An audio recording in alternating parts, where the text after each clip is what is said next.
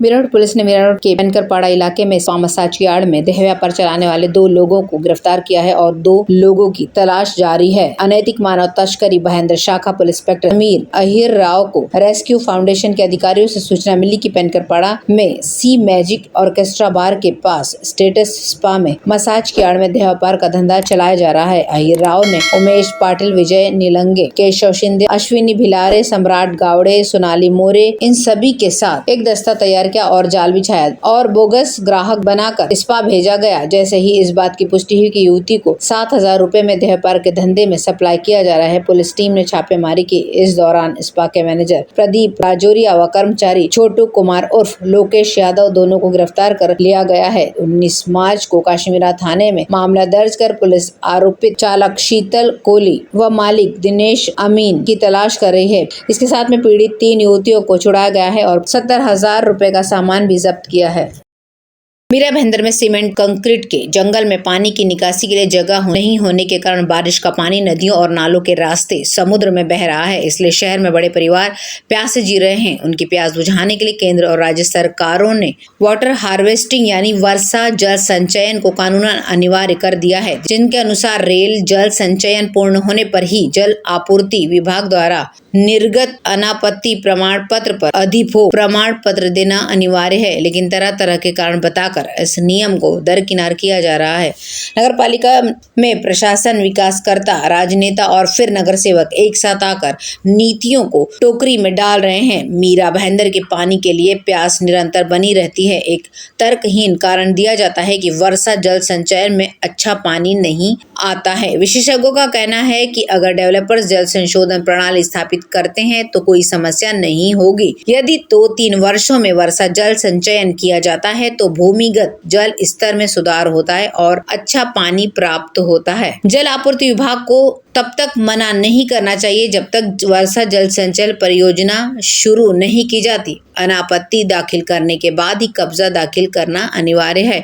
हर साल नगर पालिका को यह प्रमाणित करना होता है कि वर्षा जल संचयन योजना चालू है। यह सुनिश्चित करने के लिए यह चालू है। भाईंदर के सोमेल कॉम्प्लेक्स के पूर्व सचिव विजय फतेहपुरिया ने कहा कि वर्षा जल संचयन के लिए 2 रिंग बेल बनाकर जल संशोधन प्रणाली स्थापित की गई है तो हमें शुद्ध पानी मिलता है।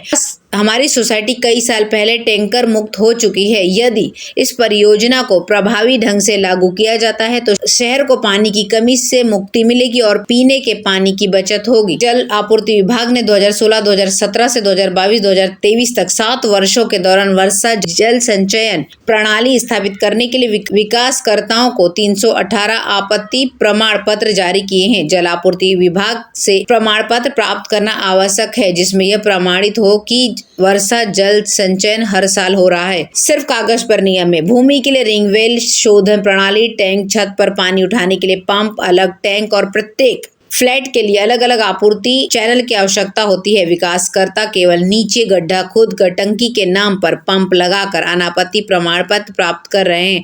यह नियम सिर्फ कागजों पर ही रह गया है। वर्षा जल संचयन क्यों जरूरी है? पानी की कमी इससे दूर होती है। यदि बेकार बारिश के पानी को मिट्टी अवशेष पर बर्तन धोने के, कपड़े धोने, शौचालय, वाहन धोने, बगीचे में इस्तेमाल किया जाता है तो नगर पालिका में पीने के पानी की बचत होगी और वही पानी दूसरी बिल्डिंगों में पहुंचेगा और जल संचयन इस तरह हो सकता है। जल आपूर्ति विभाग के कार्यपालन यंत्री शरद नानेगांवकर का कहना है कि जिन बिल्डिंगों में वर्षा जल संचयन योजना लागू नहीं है, जलदाय विभाग जल्द ही नोटिस जारी करने की प्रक्रिया शुरू करेगा। उत्तर में मीरा भाईंदर नगर पालिका के डंपिंग ग्राउंड में वर्षों से जमा हुए 9,09,630 मीट्रिक टन कचरे को बिना प्रोसेसिंग के डंप करने के लिए नगर पालिका ने 40 करोड़ 60 लाख का ठेका दिया है।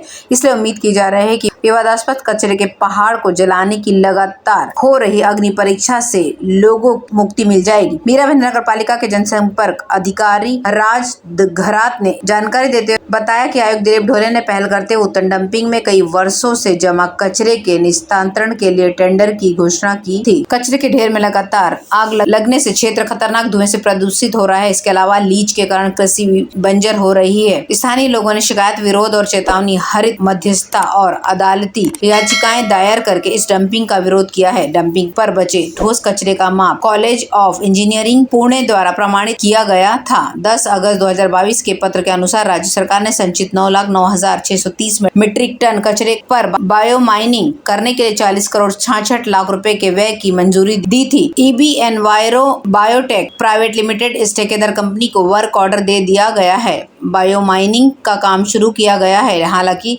उक्त कार्य की समय सीमा 21 जून 2024 तक है, लेकिन आयुक्त ने ठेकेदार को इस वर्ष मानसून की शुरुआत से पहले ये काम पूरा करने के लिए आदेश दिया है। ठेकेदार बायो माइनिंग से खाद और प्लास्टिक सामग्री और प्रसंस्करण के लिए भेजी जाने वाली अन्य वस्तुओं को अलग करने के लिए वर्षों से जमा हुए कचरे को छानना शामिल है। RDF के रूप में गैर घटनीय ज्वलनशील सामग्री का उपयोग पास के सीमेंट कारखाने में ईंधन के रूप में किया जाएगा। यदि उक्त कार्य मानसून से पहले पूरा हो जाता है तो उत्तन के नागरिकों को बड़ी राहत मिलेगी।